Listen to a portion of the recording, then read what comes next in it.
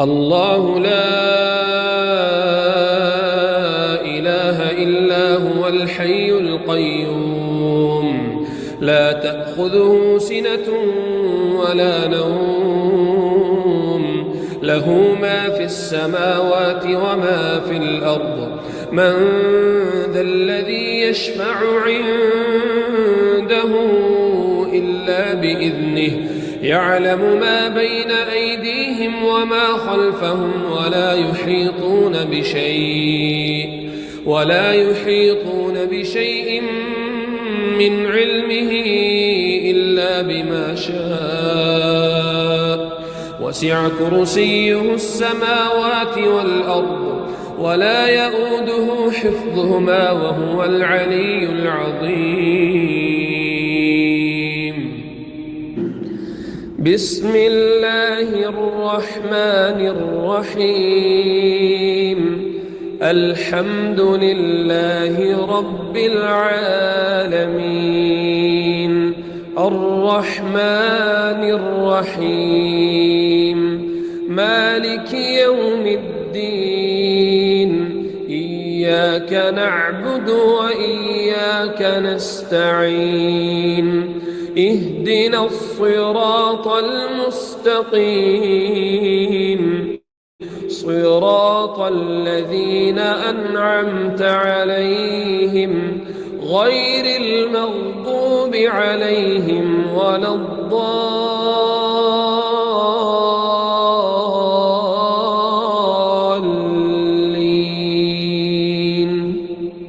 الله أكبر الله أكبر لا إله إلا الله والله أكبر الله أكبر ولله الحمد.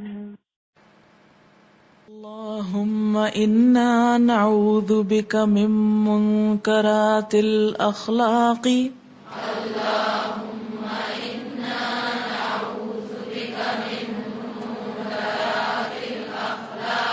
والأعمال والأهواء والأدواء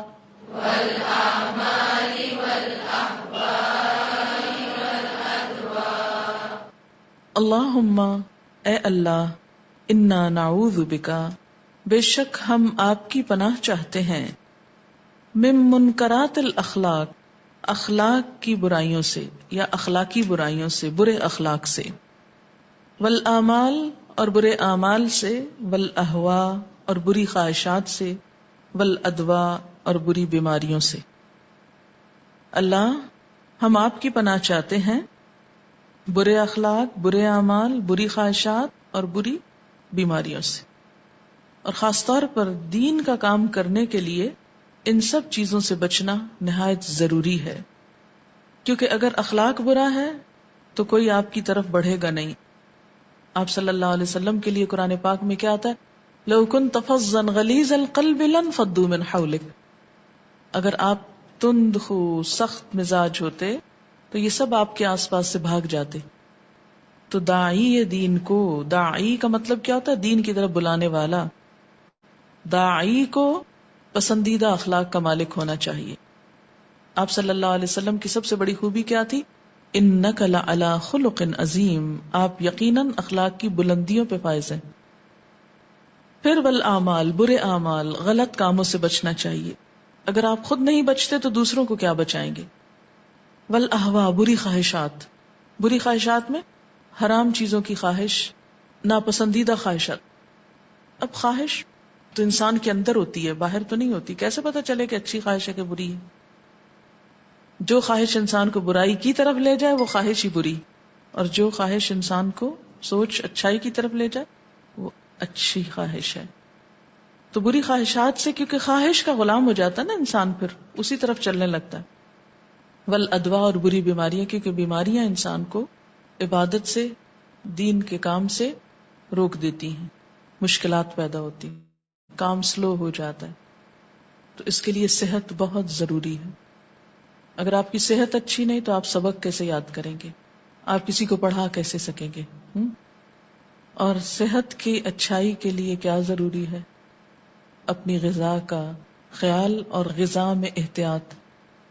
ایسی چیزوں کو چھوڑ دیں کہ جن سے آپ کی صحت بگڑے، اور وہ چیزیں استعمال کریں کہ جن سے شفا ہو. اور یہ بھی بری خواہشات کا نتیجہ ہوتی. مثلا آپ دیکھیں کہ ٹین ایج میں بچیاں کیا کرتی ہیں کہ پراپر کھانا نہیں کھائیں گی، ناشتہ نہیں کریں گی، پیپسی پہ گزارا کریں گی. اب آپ خود سوچیں کہ پیپسی میں نیوٹریشن ویلیو کیا ہے، کتنی ہے بتائیں گے آپ؟ 0. کوئی غذائیت نہیں اس میں، بلکہ اس کا کلر اور اس کا وہ گیس اور وہ سب کچھ مل ملا کے انسان کے اندر کا سسٹم تباہ کرنے والا ہے. اس کے اوپر بے شمار ایسے آرٹیکلز اور چیزیں موجود ہیں کہ آپ کی کڈنیز افیکٹ ہوتی ہیں، لیور افیکٹ ہوتا ہے، بہت ساری بیماریوں کی جڑ ہے. لیکن عموماً ہم جوس نہیں پیئیں گے یا غذائیت والی چیز نہیں لیں گے، لیکن زبان کے ذائقے اور دل کی خواہش پوری کریں گے. تو جو دل کی خواہشیں پوری کرنے والے ہوں پھر وہ دین کے کام میں پیچھے رہ جاتے ہیں. تو اپنی بری خواہشات پر کنٹرول کرنے کے لیے دعا بھی مانگیں اور دوا بھی کریں تاکہ بری بیماریوں سے بچ سکیں. اللہم انا نعوذ بک من منکرات الاخلاق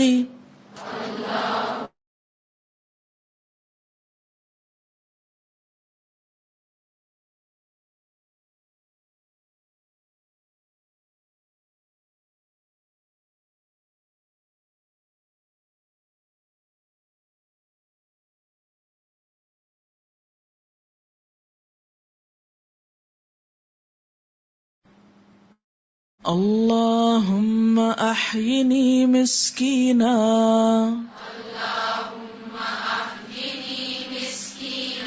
وَأَمِتْنِي مِسْكِينًا وَاحْشُرْنِي فِي زُمْرَةِ الْمَسَاكِينِ.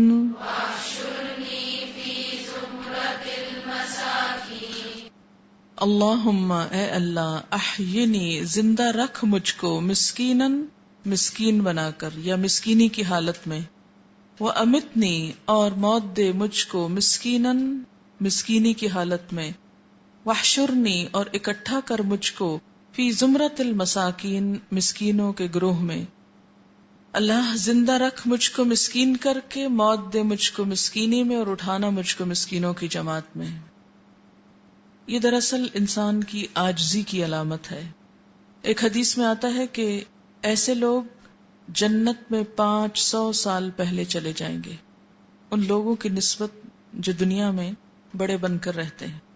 مال اگرچہ اللہ کی نعمت ہے لیکن اس کے باوجود عاجزی، مسکینی اور مال پہ تکبر اور فخر نہ کرنا یہ اللہ کو پسند ہے. اس سے آپ دیکھیں کہ اسلام گرے پڑے لوگوں کو کیسی عزت دیتا ہے، اور جنہیں دنیا میں کچھ کم ملا ہو ان کو بھی ایسی خودی اور غیرت دیتا ہے کہ وہ احساس کمتری کا شکار نہ رہے. تو یہاں بتایا کیا گیا کہ اللہ کو ایسے لوگ پسند ہیں. اللہ کے ہاں قدر و قیمت کس چیز کی ہے؟ ایمان کی. دنیا کا معیار اس سے بالکل مختلف ہے. دنیا میں اس شخص کی عزت نہیں جس کے پاس کچھ نہیں، لیکن اللہ کے ہاں اگر ایمان ہے تو وہ بڑے بڑوں سے بڑا ہے. تو یہ مسکینی کی دعا دراصل عاجزی کی دعا ہے. اللہم احینی مسکینا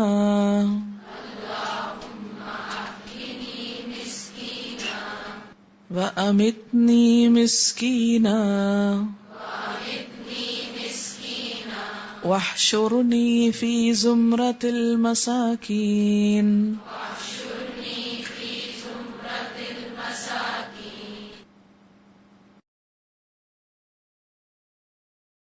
اللہ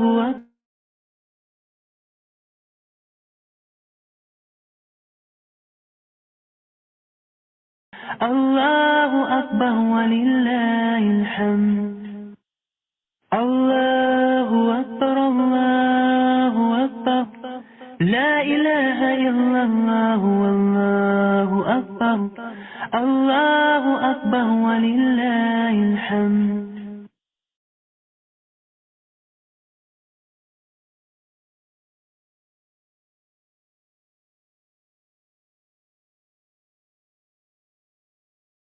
اللہ اکبر اللہ اکبر لا الہ الا اللہ واللہ اکبر. الله أكبر ولله الحمد. الله أكبر الله أكبر لا إله إلا الله والله أكبر الله أكبر ولله الحمد. نحمد ونصلي على رسوله الكريم أما بعد فأعوذ بالله من الشيطان الرجيم بسم الله الرحمن الرحيم رب اشرح لي صدري ويسر لي أمري واحلل عقدة من لساني يفقه قولي ربي زدني علما آمين يا أرحم الراحمين. اللهم صل وسلم على نبينا محمد وعلى آلہ وصحبہ اجمعین. السلام علیکم ورحمۃ اللہ وبرکاتہ. کیسے ہیں آپ سب لوگ؟ کیسا جا رہا ہے آپ کا رمضان؟ ماشاءاللہ جلدی جلدی گزر رہے ہیں روزے، الحمدللہ.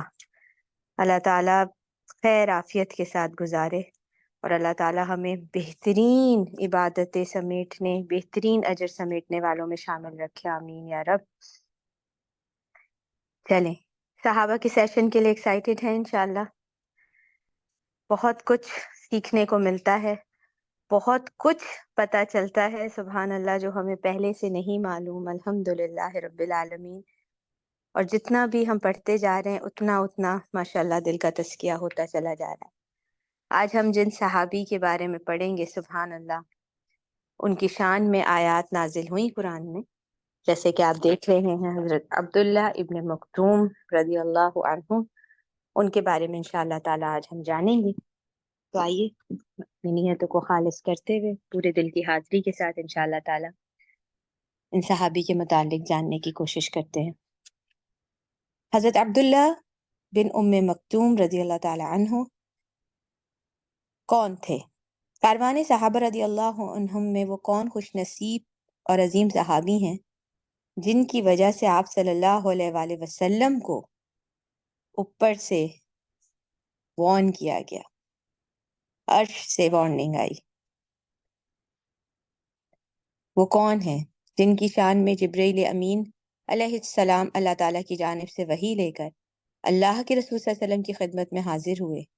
یہ عظیم المرتبت شخصیت حضرت عبداللہ بن ام مکتوم رضی اللہ عنہ کی ہے، اور انہیں مؤذن رسول صلی اللہ علیہ وآلہ وسلم ہونے کا بھی اعزاز حاصل ہے. حضرت عبداللہ بن ام مکتوم رضی اللہ تعالیٰ عنہ مکی اور قریشی دونوں ہیں. آپ صلی اللہ علیہ وآلہ وسلم کے قریبی رشتہ داروں میں سے تھے. وہ اس طرح کہ آپ ام المومنین حضرت خدیجہ رضی اللہ عنہا کے ماموں زاد بھائی تھے. دو صحابہ ہم نے پڑھے جن کا تعلق حضرت خدیجہ کے ساتھ رضی اللہ تعالیٰ عنہا کے ساتھ تھا. ایک تو حکیم بن حزام رضی اللہ تعالیٰ عنہ، جو آپ حضرت خدیجہ رضی اللہ عنہا کے بھتیجے تھے، اور آپ جو تھے عبداللہ بن ام مکتوم رضی اللہ تعالیٰ عنہ، وہ آپ کے ماموں زاد بھائی تھے. ان کے باپ کا نام قیس بن زید تھا اور ماں کا نام عاتکہ بنت عبداللہ، اور انہیں ام مکتوم کے نام سے اس لیے پکارا جاتا تھا کہ ان کے ہاں حضرت عبداللہ بن مکتوم یعنی نابینا پیدا ہوئے تھے. یہ صحابی نابینا صحابی تھے.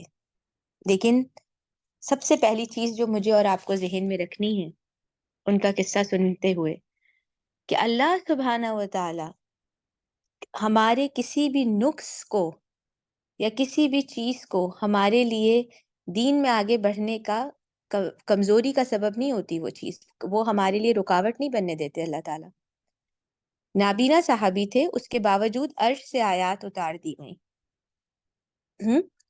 آسمانوں سے اللہ تعالیٰ نے ان کے لیے پیغام بھیج دیا.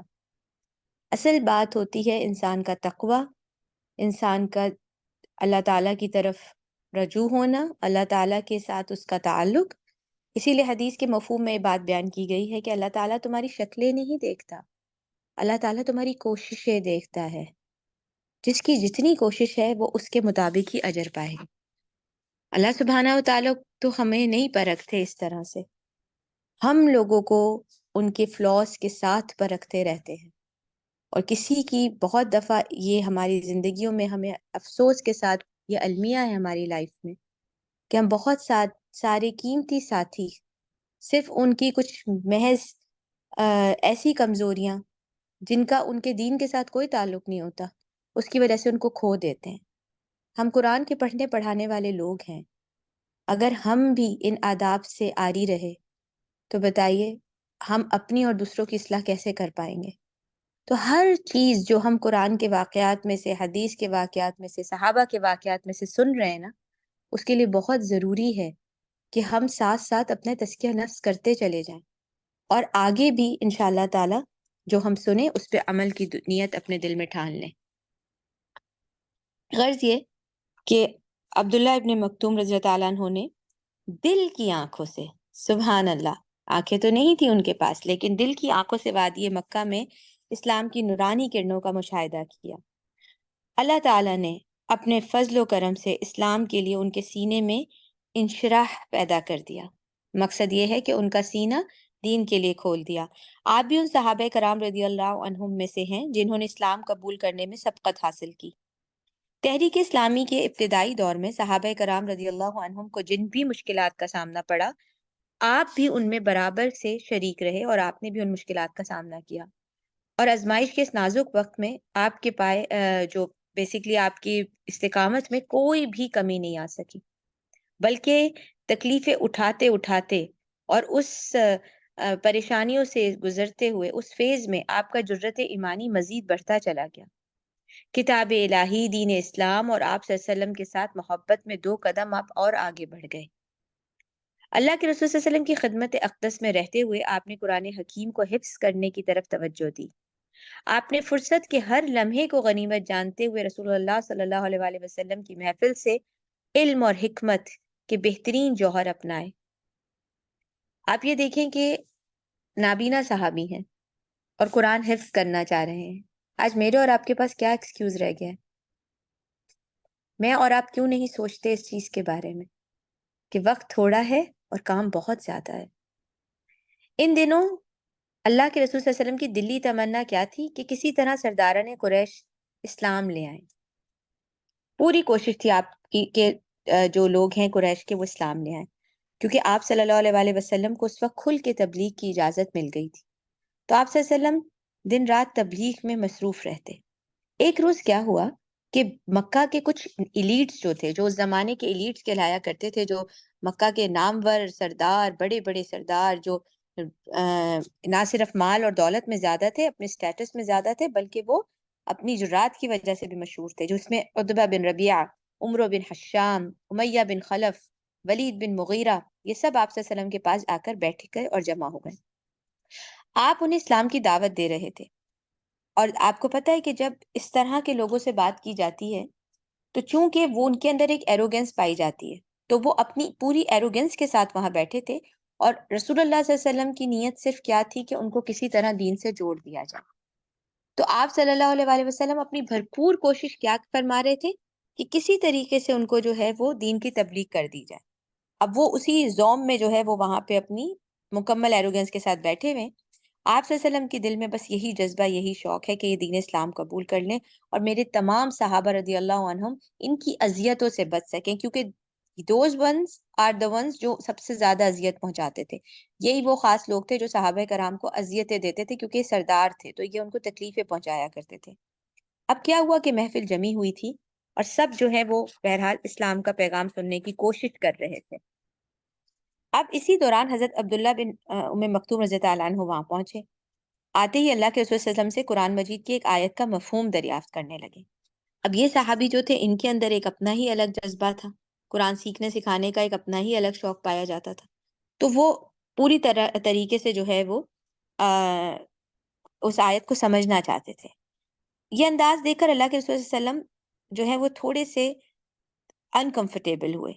آپ صلی اللہ علیہ وسلم نے کائنڈ آف ان کو تھوڑا سا اس وقت توجہ زیادہ نہیں دی، آپ نے ان کو تھوڑا سا نظر انداز کیا، کیونکہ آپ صلی اللہ علیہ وسلم زیادہ جو لوگ وہاں بیٹھے تھے ان کی طرف متوجہ تھے، اور آپ صلی اللہ علیہ وسلم زیادہ شوق کیا رکھتے تھے کہ کسی طریقے سے وہ لوگ جو ہے وہ اسلام لے آئیں۔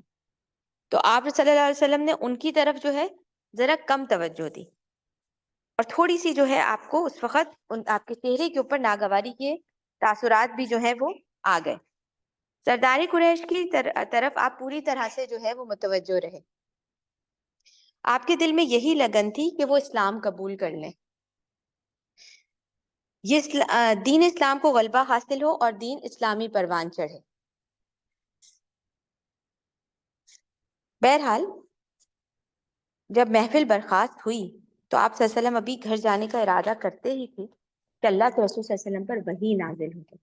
آپ صلی اللہ علیہ وسلم نے کائنڈ آف ان سے جو ہے، کیونکہ جب آپ نے ان کو نظر انداز کیا تو آپ نے اپنا چہرہ مبارک جو تھا وہ ان سے تھوڑا دور پھیر لیا، تو جیسے ہم دوسری طرف نہیں دیکھتے، کیونکہ رسول اللہ علیہ وسلم کا انداز کیا تھا کہ جب آپ صلی اللہ علیہ وسلم کسی سے بھی مخاطب ہوتے تھے نا تو آپ کی پوری توجہ جو ہوتی تھی وہ اس انسان کی طرف ہو جاتی تھی، آپ اپنا پورا چہرہ مبارک اس شخص کی طرف موڑ لیا کرتے تھے جس سے آپ جو ہے وہ محو گفتگو ہوتے تھے۔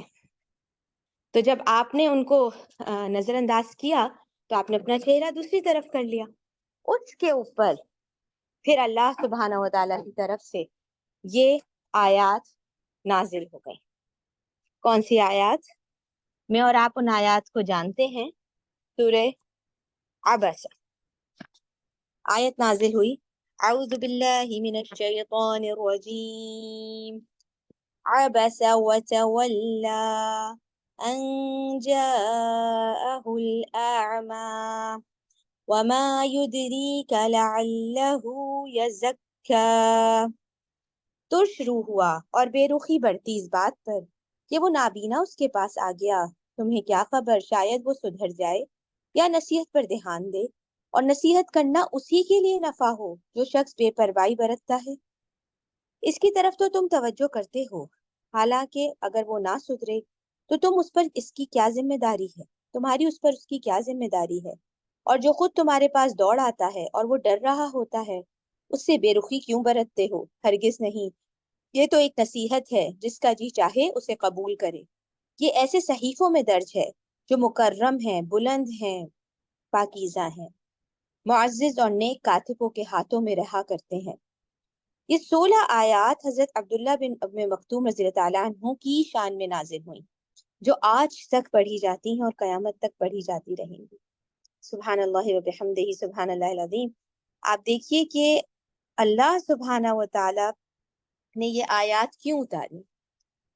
رسول اللہ صلی اللہ علیہ وسلم اخلاق کے عظیم درجے پہ تھے، آپ صلی اللہ علیہ وسلم جیسا اخلاق کسی کا نہ تھا، لیکن امت کو سکھانے کے لیے کہ ایک داعی کا کردار، اس کا جو ایک ڈیوٹی، اس کی جو ایک جاب ہے، اس کو مزید انہانس کرنے کے لیے یہ بات سمجھائی گئی کہ اس طریقے سے جو ہے وہ تربیہ کی جائے گی، اس طریقے سے جو ہے وہ ان لوگوں کو توجہ دی جائے گی جو شوق رکھتے ہوں گے، اور دین سیکھنے کے معاملے میں کسی کے کوئی کمتری کو نظر انداز نہیں کیا جائے گا۔ سبحان اللہ، اللہ تعالیٰ نے رسول اللہ صلی اللہ علیہ وسلم کے ذریعے امت کی قیامت تک کے لیے جو ہے وہ ایک ٹریننگ کر دی۔ سبحان اللہ۔ تو یہاں پہ یہ بات اس لیے بتائی گئی، اور یہ 16 آیات انہی کے حق میں نازل ہوئی۔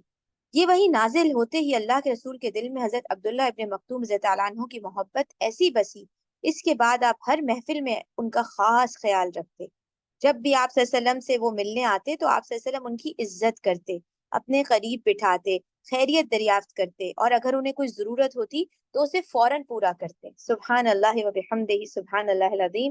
یہاں پہ ذرا سا ٹھہر کے میرے اور آپ کے سوچنے کے لیے یہ بات ہے کہ اللہ کے رسول صلی اللہ علیہ وسلم رسول تھے، نبی تھے، ان کی شان کا کیا ہی کہنا، لیکن عبداللہ ابن مکتوم رضی اللہ تعالیٰ عنہ ایک عام صحابی تھے، ایک کامن مین تھے، لیکن اللہ انسان کی کوشش دیکھتا ہے، اس کی نیت دیکھتا ہے۔ میں اور آپ اگر اپنی پوری اخلاص نیت کے ساتھ، پوری کوشش کے ساتھ اپنے آپ کو مکمل طور پر اللہ کے لیے خالص کر لیں گے تو بھلا کیوں اللہ سبحانہ تعالیٰ کی طرف سے مدد نہ آئے گی؟ کیوں اللہ سبحانہ تعالیٰ کی طرف سے جو ہے وہ عزت نصیب نہیں ہوگی؟ جب انسان اللہ کا ہو جاتا ہے تو ہر چیز اللہ تعالیٰ اس کو نواز دیتے ہیں۔ یہ تھی وہ عزت جو حضرت عبداللہ بن ام مکتوم رضی اللہ تعالیٰ عنہ کو اللہ نے دی، خاص کر کے اللہ نے دی، اور نبی پاک صلی اللہ علیہ وسلم نے ہمیشہ ان کی اس عزت کا جو ہے وہ احترام کیا۔ جب قریش نے اہل ایمان کو شدید اذیتیں دینا شروع کر دی تو اللہ تعالیٰ نے اللہ کے رسول صلی اللہ علیہ وسلم کو ہجرت کی اجازت دے دی۔ پہلے مرحلے پہ جن صحابی نے ہجرت کی ان میں حضرت عبداللہ ابن مکتوم رضی اللہ عنہ بھی شامل تھے۔ مدینہ منورہ پہنچ کر آپ اور حضرت معصب بن عمیر نے لوگوں کو قرآن مجید کی تعلیم دینا شروع کر دی اور دین اسلام کی دعوت پھیلانے میں ہمتن مصروف ہو گئے۔ یہ کسی ایسے ماں باپ کو سنانے والی کہانی ہے، سنانے اس سے تعلق رکھتی ہے جن کے بچے جو ہیں، اگر وہ جو ڈٹرمنیشن چائلڈ جو کہلاتے ہیں، ڈٹرمنٹ پیپل جو ہوتے ہیں، چیلنج پیپل جو ہوتے ہیں، ان کے لیے یہ اس میں بہت سا سبق موجود ہے کہ ایک صحابی ہے، نابینا ہے اور ہجرت فرما رہے ہیں اور پھر قرآن کی تعلیم دینا شروع کرتے ہیں، اور ان کی دعوت سے متاثر ہو کر بہت سے لوگ حلقہ اسلام میں داخل ہوئے۔ جب اللہ کے رسول صلی اللہ علیہ وسلم خود ہجرت کر کے مدینہ تشریف لائے تو آپ صلی اللہ علیہ وسلم نے آتے ہی حضرت عبداللہ بن مکتوم رضی اللہ عنہ اور حضرت بلال رضی اللہ عنہ کو مستقل معزن قرار دے دیا۔ دن میں 5 مرتبہ توحید کا یہ نغمہ مدینہ کے اہلان کو سنایا جاتا اور انہیں کامیابی کی راہ پر گامزن ہونے کی تلقین کی جاتی۔ معمول کچھ یوں ہوتا کہ حضرت بلال رضی اللہ عنہ اذان دیتے اور حضرت عبداللہ بن ام مکتوم رضی اللہ عنہ تکبیر کہتے، اور بعض اوقات اس کے برعکس ہوتا، لیکن رمضان المبارک میں تو ان کی زیادہ شان ہوتی۔ مدینہ منورہ میں لوگ ایک اذان پر سحری کا کھانا کھاتے اور دوسری اذان کی سحری سے کھانا بند کر دیتے۔ حضرت بلال رضی اللہ عنہ لوگوں کو بیدار کرنے کے لیے اذان دیتے اور حضرت عبداللہ بن ام مکتوم رضی اللہ عنہ نماز فجر کے لیے اذان دیتے، کیونکہ آپ فجر کے وقت کا خاص خیال رکھا کرتے تھے، گویا خوبصورت آواز سے نوازے گئے تھے۔ حضرت عبداللہ ابن مکتوم رضی اللہ عنہ کی عظمت کا یہاں سے اندازہ لگا لیں آپ کہ آپ صلی اللہ علیہ وسلم نے اپنی غیر حاضری میں تقریباً 10 مرتبہ انہیں مدینہ منورہ کا نگران مقرر کیا۔ سبحان اللہ، نگران رکھا اللہ تعالیٰ نے ان کو یہ عزت دی، سبحان اللہ، یہ آنر دیا، اور ایک مرتبہ ڈیوٹی اس وقت ان کے سپرد کی گئی جب آپ صلی اللہ علیہ وسلم فتح مکہ کے لیے روانہ ہوئے۔ غزوہ بدر کے بعد اللہ تعالیٰ نے مجاہدین بدر کی شان میں چند آیات نازل کی اور گھر میں بیٹھے رہنے والوں پر انہیں بہت زیادہ فضیلت دی گئی تاکہ مجاہدین میدان جہاد میں بڑھ چڑھ کر حصہ لیں۔ اللہ کی طرف سے تو سبحان اللہ بار بار جو ہے وہ خوشخبریاں سنائی جاتی تھی نا۔ اور گھر میں بیٹھے رہنے والے اپنی عزادت کو ناپسند کرتے ہوئے ترک کر دیں۔ یہ آیات سن کر حضرت عبداللہ ابن مکتوم رضی اللہ عنہ بڑے دکھی ہوئے، غمزدہ ہوئے۔ انہیں تو شرکت جہاد کے اعزاز سے محرومی بڑی دشوار محسوس ہوتی۔ فوراً اللہ کے رسول صلی اللہ علیہ وسلم کی خدمت میں حاضر ہوئی اور عرض کرتے ہیں، یا رسول اللہ، اگر میں معذور نہ ہوتا تو ضرور جہاد میں شریک ہوتا۔ رسول اللہ، ہم تو جہاد کی فضیلت سے محروم ہو گئے۔ پھر اس افسردگی کے عالم میں بے ساختہ ان کی زبان سے یہ دعائیہ کلمات نکلے، الہی میرے عذر کو پیش نظر رکھتے ہوئے اپنا حکم نازل فرما۔ یہی دعا مانگتے رہے کہ میرے عذر کو پیش نظر رکھتے ہوئے اپنا حکم نازل فرما۔ کاتب وحی حضرت زید بن ثابت رضی اللہ تعالیٰ عنہ فرماتے ہیں کہ ایک روز میں آپ صلی اللہ علیہ وسلم کی خدمت میں بیٹھا ہوا تھا۔ آپ صلی اللہ علیہ وسلم پر کچھ غنودگی کی سی کیفیت طاری ہو گئی اور اسی اثنا میں آپ پر وحی نازل ہو گئی۔ تھوڑے ہی عرصے میں غنودگی کی یہ کیفیت جاتی رہی۔ آپ صلی اللہ علیہ وسلم نے مجھے ارشاد فرمایا، زید لکھو۔ میں نے عرض کیا، رسول اللہ صلی اللہ علیہ وآلہ وسلم کیا لکھوں؟ آپ صلی اللہ علیہ وآلہ وسلم نے فرمایا، یہ آیت لکھو، لا يستوي القاعدون من المؤمنین والمجاہدون فی سبیل اللہ۔ مومنوں میں سے بیٹھ رہنے والے اور اللہ کی راہ میں جہاد کرنے والے برابر نہیں ہوتے۔ حضرت عبداللہ ابن مکتوم رضی اللہ عنہ نے عرض کی، حضور جو لوگ معذور ہیں ان کے لیے کیا حکم ہے؟ ابھی گفتگو جاری ہی تھی کہ آپ صلی اللہ علیہ وآلہ وسلم پر پھر غشی کی سی کیفیت طاری ہو گئی۔ تھوڑی دیر کے بعد یہ کیفیت جاتی رہی تو اللہ کے رسول نے فرمایا، زید پہلے جو لکھا ہے اسے پڑھو۔ میں نے پڑھا، لا يستوی القاعدون من المؤمنین۔ آپ صلی اللہ علیہ وآلہ وسلم نے فرمایا، اس کے آگے یہ لکھ دو، غیر اولی الضرر، محتاجوں کے علاوہ۔ تو سبحان اللہ، آپ دیکھیں کہ اللہ کی طرف سے یہ دوسری آیت ان کی دعا کی وجہ سے جو ہے وہ نازل کر دی گئی، یعنی سوائے ان کے جو محتاج ہوں، کوئی عذر رکھتے ہوں، جن کو کوئی تکلیف ہو۔ یہ سن کر تو حضرت عبداللہ ابن مکتوم رضی اللہ عنہ کا چہرہ خوشی سے تمتما اٹھا۔ وہ حکم نازل ہو گیا جس کے لیے تمنا تھی، جس کے لیے دعا کر رہے تھے۔ حالانکہ اللہ تعالیٰ نے معذور لوگوں کو جہاد سے مستثنا قرار دے دیا تھا، لیکن اس کے باوجود حضرت عبداللہ ابن مکتوم رضی اللہ عنہ کے دل میں اس خیال نے انگڑائی لی کہ کیا ہوا اگر میں معذور ہوں، کیوں نہ جہاد میں شریک ہو کر اللہ تعالیٰ کا قرب حاصل کروں۔ ہمیشہ بڑے لوگ بڑے کارنامے ہی سر انجام دیا کرتے ہیں۔ اس دن کے بعد ہمیشہ ان کی یہی کوشش رہی کہ ان سے کوئی غزوہ نہ چھوٹے۔ میدان جنگ میں انہوں نے اپنے ذمے خود ایک کام لے لیا تھا، خود سے ایک کام انہوں نے رسول اللہ صلی اللہ علیہ وسلم سے کہا کہ آپ بس مجھے یہ کام دے دیجئے۔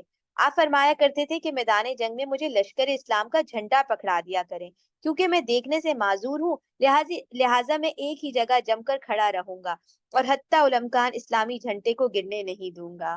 سبحان اللہ! آپ دیکھیے صحابہ کے اندر شہادت کا شوق دیکھیے۔ اب تک ہم کتنے صحابہ کے بارے میں پڑھتے آئے اور سب کے دلوں میں شہادت کا جذبہ تھا، سب اللہ کی راہ میں ہر وقت جان دینے کے لیے تیار رہتے تھے۔ یہ تھی وہ سچی محبت اللہ کے ساتھ، اس کے رسول کے ساتھ، جس کی وجہ سے وہ رضی اللہ عنہم ورضوا عنہ کہلائے، جس کی وجہ سے وہ انعام یافتہ لوگ کہلائے۔ 14 ہجری میں حضرت عمر بن خطاب رضی اللہ تعالیٰ عنہ نے دشمن اسلام کو صفحہ ہستی سے مٹانے کے لیے ایک بہت بڑی پلاننگ کری۔